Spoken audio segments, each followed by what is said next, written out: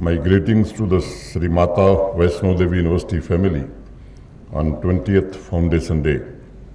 It is indeed a pride and great sense of joy for me as a Chancellor to be with you here today.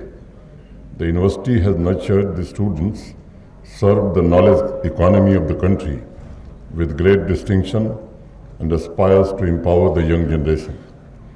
We are celebrating the Foundation Day at a time when scientists, academicians, and thinkers both from global north and global south are redefining the education and its objectives. I have been following this development with great interest for last many years, but I have seen the debate getting intensified after the explosion of new technologies, which your Vice Chancellor referred to, like artificial intelligence, data analytics, IoT, which is changing the way we collect, process, and utilize the knowledge for a better world. Deliberations are also happening on what is professional worth of a university in the nation's growth. I see it is a good sign because it is high time we realize that institutions worldwide are aiming for global excellence and competitive advantage. The traditional learning process and education that we have known for many decades will no longer exist in the future. I would also like to say that in this churning and quest for transformation, we would also go back to from where it all had started, the basic definition and purpose of education. Sa vidya ya vimukta. Knowledge is that which liberates. World over, this is the only true and authentic definition of knowledge, and even institutions in the Western world are in the agreement that knowledge must help the students to attain the liberation. But there is one question, liberation from what? I believe the liberation in this context is not about shackles in physical sense, but from all the conditioning of classrooms, curriculum, and the fixed frame of learning. The liberation means to discover your true self, the individuality, the uniqueness within you. Today, there is enormous information and knowledge available on your fingertips. You just need to tap your smartphone. A student will get to know certain things faster than turning the pages. In that situation, the institutions will have to recalibrate, reform, and readjust themselves to return to the spirit of Sloka of Vishnu Puran and adopt the same wisdom which is the foundation of education. And this recalibration will liberate students from conventional academic content, disciplines, and train them with the skills and ability to succeed in the uncharted future. एक हिंदी की पुरानी कहावत है कि जिंदगी की समृद्धि का रास्ता गुरुकुल से होकर गुजरता है। वह समृद्धि क्या है? Indragni तविषाणी, the light of intelligence, the strength, the power. Education awakens the mind. It offers the ability to question the status quo, and question sows the seed of growth. If we talk about traditional education system, it is equally true that teachers are not in favor of too many questions in the classrooms. They want students to believe what he or she is saying. That is not the education. In fact, such methods are anti-education. It only creates memories, it only makes a student a storehouse of information, and it also creates huge gap in what university offers, what world and market demands, and what the student is looking for. आजकल जब बच्चे प्रवेश ले रहे हैं, admission ले रहे हैं, दुनिया के किसी यूनिवर्सिटी के रिसेप्शन डेस्क पर पहुंचने के बाद आप काउंसलर वहाँ जो बैठे रहते हैं, शिक्षा क्यों जरूरी है, तो 7 उत्तर मिलते हैं। There are 7 answers which they give. पहला, शिक्षा इसलिए जरूरी है ताकि रोजगार के नए अवसर सृजित हो सके। दूसरा, ताकि हमारा नौजवान ज़्यादा पैसा कमा सके। तीसरा, ताकि हमारी नई पीढ़ी अर्थव्यवस्था को बेहतर बना सके। चौथा, ताकि नई पीढ़ी खुशहाल एवं समृद्ध जिंदगी जी सके। पांचवा, ताकि हमारा नौजवान एक आधुनिक समाज में रह सके। छठा, ताकि नौजवान समाज में औरों से ज़्यादा ताकतवर इंपावर हो सके। और सातवां, ताकि युवा पीढ़ी अपने ज्ञान का सही उपयोग करके समाज को वापस लौटाए। अब इन 7 उत्तरों को ध्यान में रखकर एक सही सिचुएशन के बारे में जरा सोचिए। मैं एक घटना का जिक्र करूंगा। बेंगलोर से कोई 70 किलोमीटर दूर एक गांव है चिलुकवाड़ी। उस गांव के एक नागरिक हैं, निवासी हैं, 38 वर्षीय, उनका नाम है शिवन्ना। कभी कॉलेज नहीं गए, दिव्यांग हैं, और शिवन्ना आजकल कंप्यूटर को कन्नड़ बोलना सिखा रहे हैं। शिवन्ना को चैट जीपीटी के बारे में कुछ पता नहीं है। शिवन्ना ने आर्टिफिशियल इंटेलिजेंस के बारे में सुना भी नहीं है। उनके पास सिर्फ एक मोबाइल फ़ोन है, 4G का कनेक्शन है, और वह एक डेटा कंपनी का ऐप इस्तेमाल करके शुद्ध कन्नड़ भाषा को रिकॉर्ड करते हैं और वॉइस डेटा उनके कंपनी के डेटा अकाउंट में चल जाता है। शाम को उनके बैंक अकाउंट में अच्छा पैसा आ जाता है। 3 से 4 घंटे मोबाइल फ़ोन में कन्नड़ शब्दों को बोलने के बाद उन्हें लगभग 2,500-3 हज़ार रुपये मिलते हैं। शिवन्ना को यह भी नहीं पता है कि वह आर्टिफिशियल इंटेलिजेंस के कटिंग एज टूल्स के लिए काम कर रहे हैं। आप जरा सोचिए, जो एक कैजुअल लेबर था, टेक्नोलॉजी ने कितना इंपावर कर दिया उस व्यक्ति को। वह मॉडर्न टेक्नोलॉजी के बिना किसी ट्रेनिंग के अपना योगदान दे रहे हैं। पहले शायद इसके लिए एजुकेशनल ट्रेनिंग की ज़रूरत होती, डिग्री मांगी जाती, और ख़ास तौर से सरकार में तो बिना उसके सुनवाई नहीं होती, और तब जाकर कंपटीशन से यह काम मिल पाता उन्हें। लेकिन टेक्नोलॉजी ने नए प्रकार की सोशल इक्वलिटी को देश में जन्म दिया है।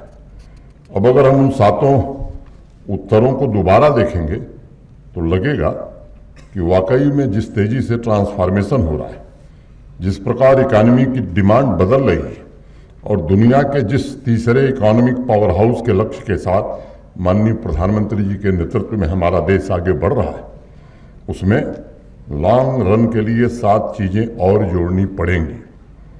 और मुझे अगर कोई कहेगा कि जोड़िए, तो मैं निम्नलिखित 7 चीज़ों को जोड़ूंगा। पहला, शिक्षा इसलिए जरूरी है ताकि हम अच्छे इंसानों का फ्लूइड और प्रोडक्टिव नेटवर्क तैयार कर सकें और टीम वर्क की तरह काम कर सकें। दूसरा, ताकि हम हर नौजवान को क्रिएटिव बना सकें। तीसरा, ताकि वह लाइफ लॉन्ग लर्निंग स्किल सीख सके। चौथा, ताकि नौजवान प्रॉब्लम सॉल्विंग स्किल सीख सके और भविष्य की चुनौतियों का सामना हिम्मत से कर सके। पांचवा, ताकि उनके भीतर मॉरल लीडरशिप विकसित हो सके। छठवां, ताकि नौजवान पीढ़ी में क्रिटिकल लॉजिकल थिंकिंग, इमेजिनेशन विकसित हो सके। और सातवां, ताकि सिर्फ बाहरी ज्ञान ही नहीं बल्कि हमारी भीतर की आंखें, इनर आइज, हमारी पर्सनैलिटी डेवलपमेंट में सहायक हो सके। मैं समझता हूँ यह 7 उद्देश्य पहले के और उसके बाद ये 7 जो उद्देश्य हमने अभी बताया है, अगर इसका मिश्रण करके हम व्यक्तित्व का निर्माण करते हैं तो ये एक होलिस्टिक एजुकेशन की बात हो सकती है। और इस विश्वविद्यालय की स्थापना इसीलिए हुई थी। ये स्टूडेंट को मात्र वर्तमान में आवश्यक स्किल के लिए ही नहीं तैयार करेगी, बल्कि जीवन के नए रास्ते दिखाएगी, नई दिशा तय करने में मदद करेगी तथा नई समस्याओं के लिए नए उपाय, फ्यूचर स्किल सीखने और परिवर्तन के साथ स्वयं को एडजस्ट करने में भी मदद करेगी। अगर कोई नौजवान 3 साल 4 साल बाद यूनिवर्सिटी के कंप्यूटर साइंस विभाग या मैकेनिकल इंजीनियरिंग से ग्रेजुएट होकर के क्लर्क का फॉर्म भर रहा है, तब हमें सोचना पड़ेगा कि क्लास 4 की नौकरी के लिए हम ये पढ़ा रहे हैं। इसका सीधा मतलब है कि यूनिवर्सिटी ने अपनी जिम्मेदारी का सही तरीके से निर्वहन नहीं किया है। यूनिवर्सिटी को कई साल मिलते हैं कि वह बच्चे के, नौजवान के मन में एक नई चेतना, नई दिशा की खोज, नए इन्वेंशन की आग उसके भीतर जला सके। लेकिन अगर वह यूनिवर्सिटी सिर्फ डिग्री दे रही है तो वो गुरुकुल फिर नहीं है जिससे होकर जिंदगी की समृद्धि का रास्ता गुजरता है। थॉमस अल्वा एडिसन, आप में से अनेक लोगों ने नाम सुना होगा, कभी कॉलेज नहीं गए लेकिन उनके नाम से आज 1000 से ज्यादा पेटेंट हैं। बेंजामिन फ्रैंकलिन 10 साल की उम्र के बाद कभी स्कूल नहीं गए। Walt Disney high school drop out. Wright brothers, Michael Dell, Steve Jobs, ये सब कॉलेज ड्रॉप आउट थे। इनके पास कोई डिग्री नहीं थी लेकिन सृजनात्मक शक्ति थी, नई दिशा, नया इन्वेंट करने का जज्बा जो आज सभी यूनिवर्सिटीज़ को युवा पीढ़ी में ट्रांसफर करने की आवश्यकता है। और वास्तव में अगर आप पुरातन काल से देखें तो शिक्षा की अनेक परिभाषा है। अपने अपने ढंग से देश और दुनिया के विद्वानों ने उसकी परिभाषा बनाई है। मेरी बड़ी सीधी और सिंपल परिभाषा है कि है क्या शिक्षा है, तो it's a journey of self. ये एक व्यक्तिगत यात्रा है और उसके अगर हम आगे अगर सोचते हैं तो it's journey of inner self. अगर विश्वविद्यालय विद्यार्थी की अंतर्ध्वनि की पहचान करा दे, मुझे लगता है कि ये विश्वविद्यालय का सबसे बड़ा काम है। हमने भी विज्ञान पढ़ा, गणित पढ़ी, इंजीनियरिंग पढ़ी, तो गणित पढ़ने वाले को अगर वो कोई बात कहता है तो उसे प्रमाणित करने के लिए उदाहरण भी देने होते हैं। अगर मैं 2 उदाहरण दूं तो पहला मैं गांधी जी का दूंगा। 8 साल के थे, स्कूल में पढ़ रहे थे, राजा सत्य हरिश्चंद्र नाटक देखने गए थे। नाटक से इतने प्रभावित हुए कि घर आए और शीशे के सामने खड़े होकर उस के डायलॉग्स को कई दिनों तक बोलते रहे। और तब 8 वर्ष का बालक प्रतिज्ञा करता है कि चाहे जितनी दुश्वारियां आएंगी, जितनी कठिनाइयां आएंगी, सत्य से कभी विमुख नहीं होंगे। गांधी जी ने बड़े बड़े काम किए, आप सब जानते हैं, उसमें मैं समय नहीं बर्बाद कर रहा हूँ। आज़ादी से लेकर के अस्पृश्यता हटाना, क्या क्या नहीं किया उन्होंने, लेकिन सबके मूल में सत्य था। तो उन्होंने अंतर्ध्वनि पहचानी और उस पर जीवन भर अमिट रहे, चाहे जितनी तकलीफ उठानी पड़े। दूसरा नाम मैं लूंगा कबीरदास का। उन्होंने भी अपनी अंतर्ध्वनि पहचान ली कि हमारी अंतर्ध्वनि ईश्वर है। और आपको मालूम है कबीरदास अपना नाम लिखना नहीं जानते थे। 1000 से ज्यादा PhD अभी तक कबीरदास पर हो चुकी है। तीसरा नाम मैं जोड़ देता हूं क्योंकि यहां विज्ञान और गणित पढ़ाई जाती है। रामानुजम का नाम आप में से अनेक लोगों ने सुना है। हाई स्कूल पास थे, इंटरमीडिएट पास नहीं किए और देश के सबसे बड़े गणितज्ञ बने। तो मुझे लगता है कि अब इस यूनिवर्सिटी को ये सोचना चाहिए कि इनर सेल्फ बच्चा हमारा पहचाने, और पहचानने के बाद क्या होगा, केवल पहचानने से तो काम होगा नहीं, तो फिर उसके लिए मेहनत करनी पड़ेगी। और गांधी जी एक बात कहते थे कि जो आप किताब में पढ़ते हो, ब्लैक बोर्ड पर पढ़ते हो, वो जरा अंदर कम जाता है। हाथों का प्रयोग जो करते हो वो जल्दी समझ में आता है। तो एक तो अंतर्ध्वनि पहचानना, उस रास्ते पर मेहनत से चलना, और फिर तीसरा हाथों का प्रयोग करना। अब दुनिया में जितने बड़े आविष्कार हुए, मैंने अभी नाम कुछ गिनाए हैं आपको, 1-2 और गिनाता हूं। सर आइजैक न्यूटन बहुत पढ़े लिखे व्यक्ति नहीं थे, हाथों के प्रयोग में माहिर थे और इसलिए थियरी ऑफ ग्रेविटी का आविष्कार वो कर सके। आइंस्टाइन द ग्रेट, वो फिजिक्स में PhD किए थे, लेकिन फिजिक्स में PhD किए थे इसलिए थियरी ऑफ रिलेटिविटी का आविष्कार नहीं हुआ। और थियरी ऑफ रिलेटिविटी मुझे लगता है कि जो लोग पढ़ा रहे हैं और पढ़ रहे हैं, बहुत कम लोग ठीक ढंग से समझ पाते हैं। तो फिजिक्स में PhD करने के बाद उनके पिताजी बहुत बीमार हो गए। वो एक इलेक्ट्रोमैग्नेटिक शॉप चलाते थे और उनको बैठना पड़ा उस इलेक्ट्रोमैग्नेटिक शॉप पर। और कभी आइंस्टाइन ने यह नहीं कहा कि साहब मैंने फिजिक्स में PhD की है, मैं दुकान पर नहीं बैठूंगा। वहां बैठ करके हाथों का प्रयोग प्रारंभ किया और पूरी दुनिया को पहला ऑटोमेटिक कैमरा देने वाले का नाम आइंस्टाइन है, ऑटोमेटिक फ्रिज देने वाले व्यक्ति का नाम आइंस्टाइन है, और थियरी ऑफ रिलेटिविटी तो आप सब देख ही रहे हैं। अभी मैं लेटेस्ट एग्जाम्पल, जिस कोरोना का भी जिक्र आपके कुलपति जी कर रहे थे, अगर जेनेटिक्स का आविष्कार न हुआ होता तो कोरोना की रफ्तार रुकने वाली नहीं थी। पहले क्या होता था देश में, दुनिया में एंटीवायरस लगाते थे, कुछ देर तक इन्फेक्शन को रोकता था, लेकिन पूर्णतः इलाज नहीं था। और जिस व्यक्ति ने दुनिया को जेनेटिक्स का आविष्कार किया वो बॉटनी पढ़ा था, लेकिन केवल बॉटनी ही नहीं जानता था, वो रोज अपने गार्डन में हजारों पौधे लगाया था, अपने हाथों से पानी देता था, किस तरह के फूल खिल रहे हैं, उसमें क्या परिवर्तन हो रहा है वो नित्य देखता था, गणना में भी माहिर था। उसने जेनेटिक्स का आविष्कार किया मेंडल ने, जिसने कोरोना की रफ्तार रोक दी और पूरी मानवता को बचा लिया। तो तीसरी बात, हाथों का प्रयोग, मैंने कहा यह बड़ा जरूरी है। अंतर्ध्वनि पहचानिए, उस रास्ते पर मेहनत से आगे बढ़िए और हाथों का प्रयोग करिए। और चौथी बात, छोटी छोटी जो समस्याएं आसपास की, दुनिया बदल देंगे ये स्वप्न लेकर के चलने की भी जरूरत नहीं है।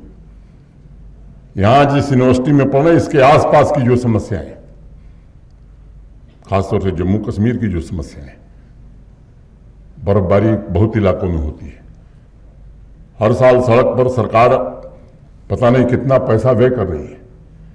क्या हम ऐसी टेक्नोलॉजी का इजाद कर सकते हैं 4 बच्चे हमारी यूनिवर्सिटी के मिलकर के? हमारे पास मटेरियल की कमी है, पहाड़ टूटते जा रहे हैं। जिस मटेरियल का इस्तेमाल हम सड़क बनाने में कर रहे हैं, कैसे उसी मटेरियल से दोबारा हम सड़क बना सकते हैं? क्या इसकी एक लेटेस्ट टेक्नोलॉजी ये हमारी यूनिवर्सिटी के बच्चे और यहाँ के टीचर्स निकाल सकते हैं? बिना टावर के सिग्नल हम कैसे भेज सकते हैं? क्या इस पर हम काम कर सकते हैं? तो कोलैबोरेटिव अप्रोच के साथ काम करना, छोटी छोटी समस्याओं पर काम करना, समाज को समाधान देना, ये मेरा आप सबसे अनुरोध है। मैं समझता हूं तब इस यूनिवर्सिटी, अभी डॉक्टर एपीजे अब्दुल कलाम का नाम आपको वाइस चांसलर साहब ने लिया, मैं समझता हूं कि उनको सही श्रद्धांजलि हम तब दे पाएंगे। और जो मैंने कहा कि दुनिया की तीसरी बड़ी अर्थव्यवस्था हम बनना चाहते हैं, जब हम सोने की चिड़िया थे तो इसलिए नहीं थे कि हमारे यहाँ सोने के भंडार थे या सोने की खानी थी। हमारे जो इंस्टीट्यूशन थे, शिक्षा की जो संस्थाएं थी, वो दुनिया में सबसे बेहतर थी।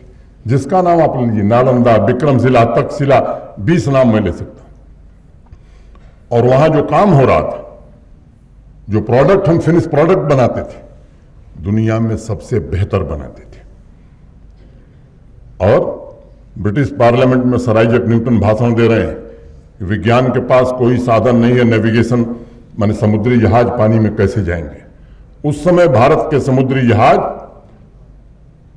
अर्थमेटिक के आधार, लॉगरिथम के आधार पर हमारे लोगों ने यंत्र बनाए थे।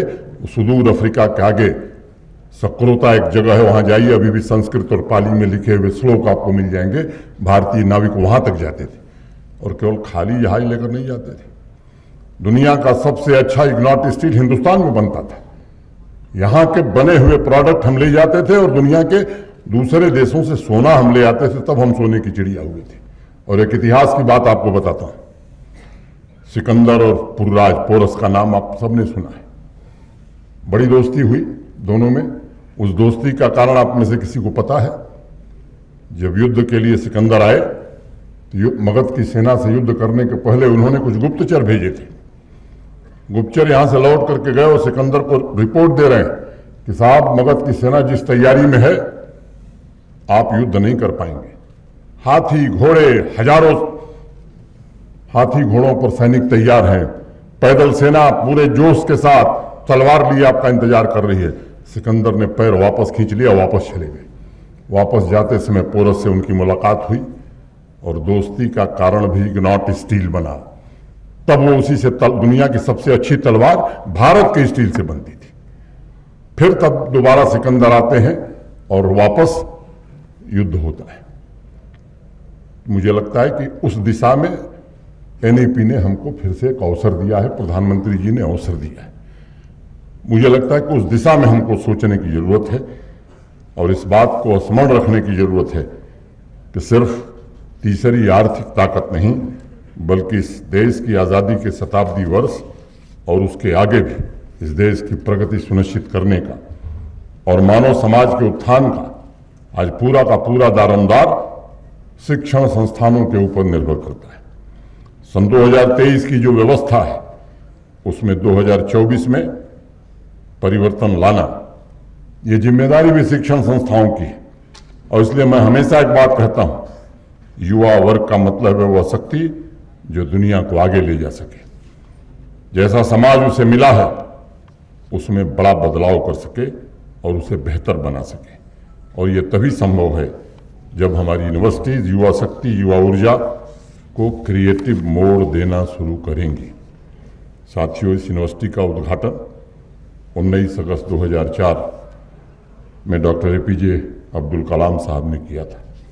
वो कहते थे कि मेरी सबसे बड़ी पहचान ये है कि मैं एक प्रोफेसर और एक साइंटिस्ट हूँ। वो हमेशा कहते थे कि यूनिवर्सिटी की सबसे बड़ी जिम्मेदारी है कि वो रिसर्च, इंक्वायरी, क्रिएटिविटी, इनोवेशन और इनलाइटेंड सिटीजन तैयार करे। If you look at the global development over the years, India has emerged as the fastest growing economy among top 5 countries. There has been a tectonic shift from what we were producing as an agriculture society to now as a knowledge society. The journey from raw materials to knowledge products has been phenomenal. That's why I strongly believe innovation, research and new inventions will become the soul and integral pillar of universities.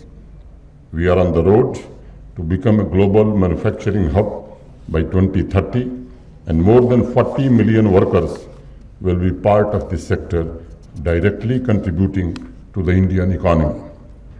In the next 5 years, the manufacturing will shift towards automation, which means innovation and digital transformation will play a significant role. 40% of the employees will require reskilling and 60% will need to upskill to be market ready. This need of the market will also redefine industry-academic relationship. Similarly, service sector, in which we had witnessed 42% growth and total export of $254 billion in 21-22, is expected to reach $400 billion by the end of this financial year. Under the leadership of Honorable Prime Minister Shri Narendra Modi ji, India has already formulated action plan for 12 identified champion sectors that include ITs, tourism, legal services, communication services, environment and education sector.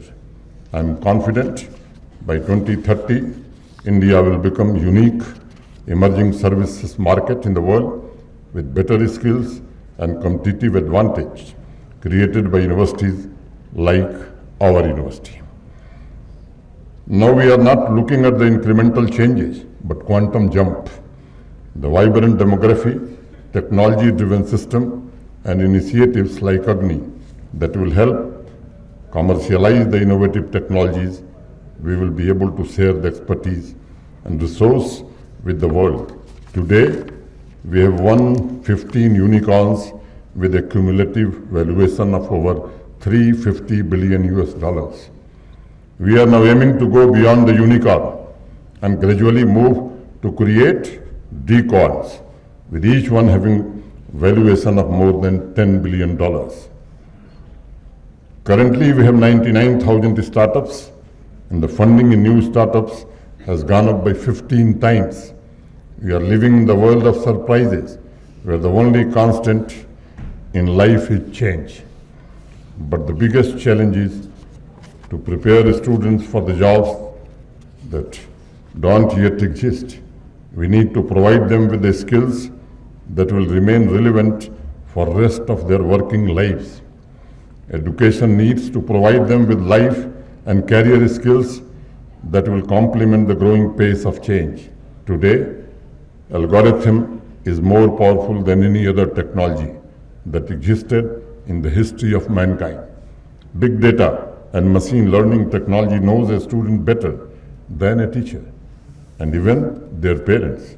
But at the same time, it has triggered a debate whether we need to have some control of our life and the future. In this context, NEP 2020 offers the key to unlock the vast potential of basic knowledge, applied skills, critical thinking, collaboration, leadership, creativity, innovation, lifelong learning, and career skills like flexibility, adaptability, and social and cross-cultural skills. Jammu University is taking a different approach to preparing students for future jobs through Design Your Degree program. Instead of trying to predict which jobs will change, the education should help the students take more ownership of their own career paths. Students should be empowered to make the changes they want in their careers, rather than waiting to react to changes imposed on them. साथियों, मैंने इसलिए आप सबसे कहा कि हमें अपने roots की तरफ जाना होगा। सा विद्या या विमुक्त है, यहीं से मैंने बात शुरू की थी। ये कोई साधारण श्लोक नहीं है, ये इंगित करता है critical thinking, problem solving, innovation, creativity skills, life and career skills. हमारे एजुकेशन का, हमारी सोसाइटी का पहले ये हम हिस्सा हुआ करता था। हमारा समाज कल्पना उन्मुख समाज था, क्योंकि कल्पना से ही सृजन हो सकता है। नए के जन्म, नई खोज का अगर और कोई दूसरा उपाय नहीं है। चरक, सुश्रुत, वराह मिहिर, आर्यभट्ट, ब्रह्मगुप्त का सृजन कल्पना की जमीन से ही हुआ था। अगर हम एक विद्यार्थी को शिक्षा देते हैं तो सबसे बड़ी उम्मीद होती है कि वह कुछ न कुछ प्रोडक्टिव करे, कुछ नया सोचे, ताकि आने वाले कल में ऐसी चीजें पैदा हो सकें जो बीते कल में नहीं थी। कार्ल बेंज के दिमाग में जब मोटर कार बनाने का विचार आया तो डिजाइन एक पेपर पर उसने बनाया। पेपर तो खरीद लिया, डिजाइन भी बना लिया, लेकिन शाम को उसके पास खाने के पैसे नहीं थे। एक्सपेरिमेंट करना तो बहुत दूर की बात थी। जिनके पास गया पैसा मांगने, डिजाइन दिखाया, लोग साफ तौर पर मना करते थे और कहते थे ये कहाँ पागल आ गया मेरे पास। हम ठीक ठाक घोड़ा गाड़ी से चल रहे थे, लोगों को यकीन नहीं हो रहा था कि बिना घोड़े और बिना बैल की गाड़ी कैसे चलेगी। बेंज जिनसे भी मिला सबने उसे पागल घोषित कर दिया, लेकिन आखिर में एक आदमी मिल गया जिसने कहा कि चलो तुम्हारे डिजाइन पर रिस्क लगा कर देखते हैं। हालांकि उसने ये भी कहा ये काल्पनिक है, मैं जानता हूं कि सफल नहीं होगा, लेकिन लो तुम्हें मैं पैसा दे देता हूं।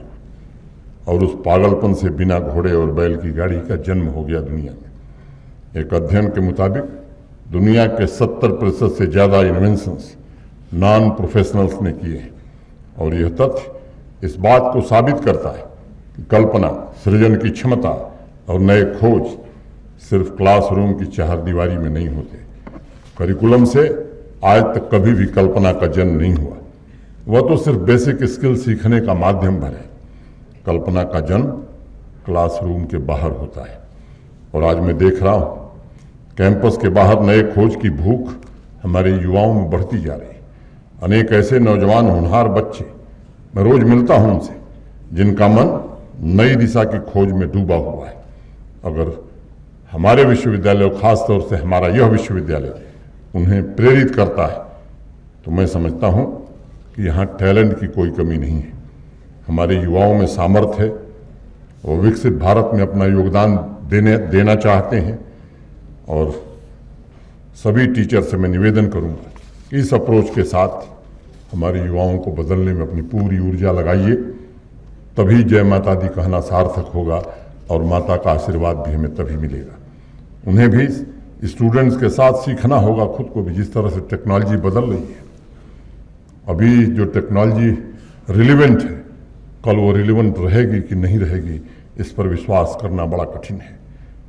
और उन्हें भी मैं टीचर से विशेष रूप से अनुरोध करना चाहता हूं, माननीय वाइस चांसलर साहब से, उन्हें भी सीखना होगा ताकि टीचर्स एवं स्टूडेंट्स की क्रिएटिविटी, उनकी मिलीजुली शक्ति नए जम्मू कश्मीर का और नए भारत का निर्माण करे।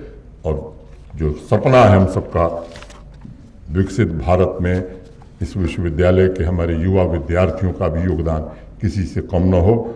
अंत में आप सबको बहुत बहुत शुभकामनाएं देता हुआ और माता वैष्णो देवी से प्रार्थना करता हुआ कि आने वाले समय में देश की जरूरतों को पूरा करने में, भारत के पुनर्निर्माण में, विकसित भारत के निर्माण में आपका पूरा योगदान हो। इतनी ही बात कह के आप सबके प्रति हृदय से कृतज्ञता ज्ञापित करता हुआ मैं फिर से आप सबको धन्यवाद देते हुए अपनी बात पूरी करता हूं।